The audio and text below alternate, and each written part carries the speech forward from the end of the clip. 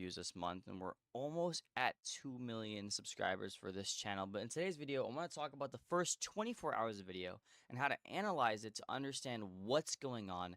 I talked about this previously in day 13 of the bootcamp. Today is day 14 now. We're officially 2 weeks in, so if you guys made it this far, congratulations. If you haven't even watched any of the bootcamp yet, go to the very beginning, watch the first one, and watch all the way through because I'm just dropping so much sauce. Anyways, let's just drop straight into it. So this video has gotten 133,000 views so far since uploading the video. And if we go to the very top right corner of our screen, we're going to see an option that says since published. If you click on this, you're going to see an option that says 24 hours, the first 24 hours specifically. Now, why do we think YouTube is actually showing us this metric? And why do you think it's the first metric they try to offer us?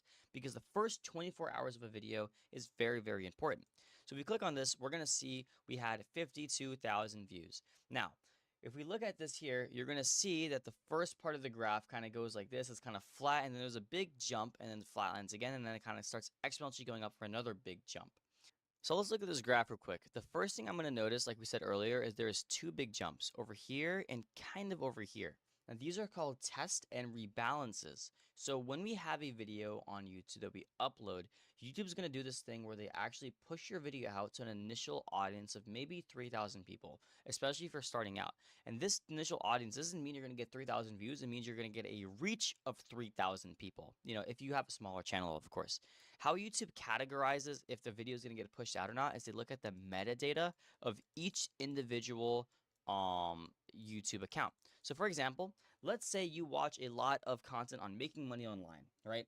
So you're going to get categorized into a metadata category of making money online. So let's say you make money online, just going to say money online, that's your metadata category. Now, if you got pushed a brain rot Roblox video into your feed, what are you going to do? You're most likely going to scroll away because this is indicating to YouTube that, hey, you don't like this type of stuff.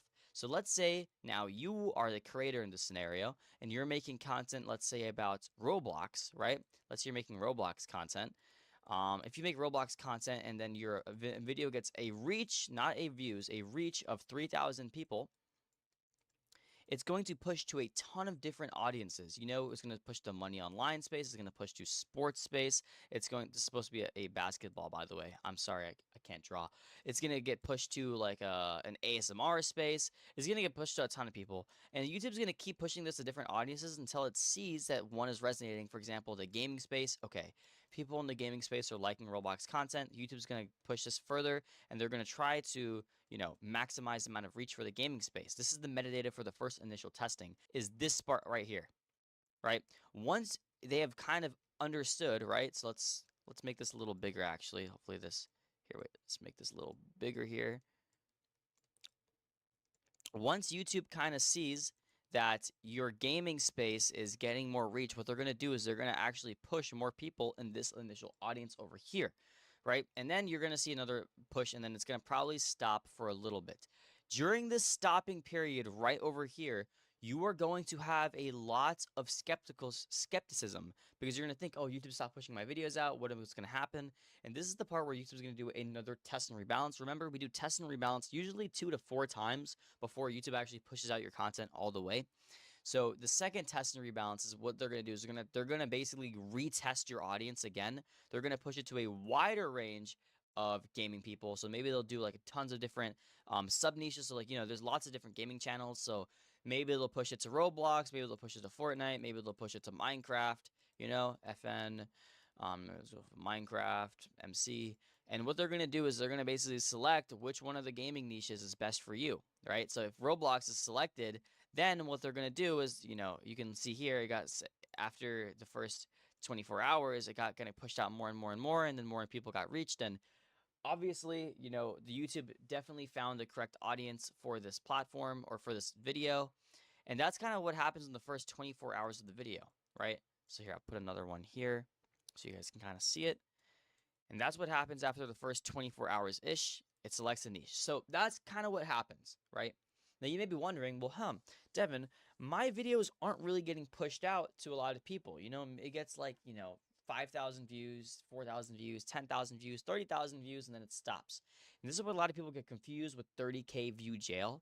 because 30K view jail isn't real. It's just your tests and rebalances are failing because your videos are not high quality enough. So if your graphs are looking like this, actually, you know what? I'm going to pull up a real graph to kind of give you a better example of this.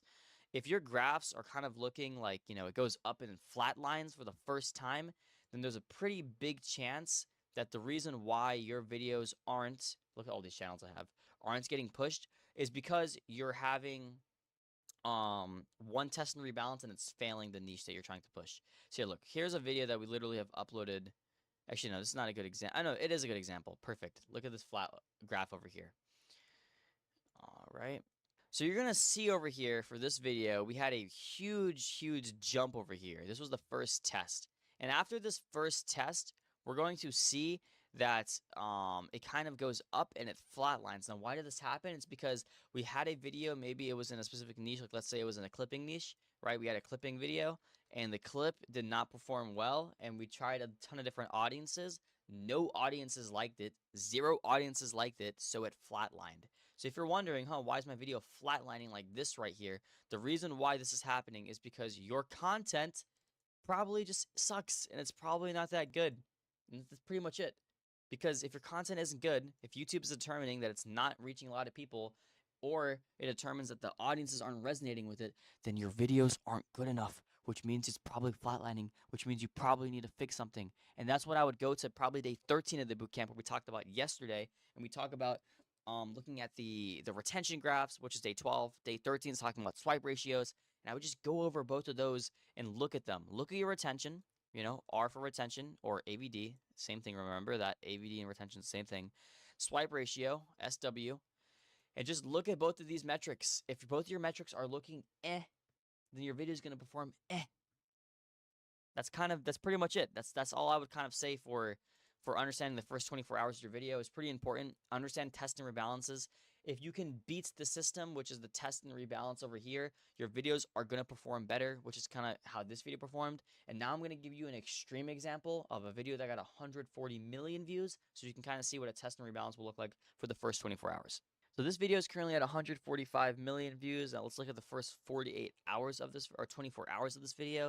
And you're going to see you got 10 million views. Now, you're going to notice that this video specifically doesn't really have a lot of tests and rebalances. And you may be wondering, well, Devin, you told me that we were going to have lots of tests and rebalances. Well, that's not really true, because tests and rebalances only happen when a channel is just starting out, because they got to test your channel and see what's going on. This channel is already an established channel, so you're going to see it's kind of just going to be a more straight graph like this. And this is what kind of you can expect once you have a reoccurring basis of viewers. And in the next video, we're probably going to talk about casual, regular, and new viewers, and understanding these metrics to understand how to read them and how to maximize your casual viewers to get graphs looking like this, where you can just pretty much just upload a video and it'll always get views for guaranteed income. That's going to be all for this video, guys. If you learned anything from this, if you want to check out my program, I'm running a mentorship right now. If you want to work with me one-on-one and you learn something from this, check out the first link in the description, and you can work with me one-on-one. This is day 14 of the bootcamp. We made it 2 weeks. If you made it this far, guys, please just comment how much progress you've made. I've hoped this video has been helpful, and this bootcamp has been helpful so far. I've dropped so much sauce and pretty much everything I've known for free, just for you guys to learn as much as you can.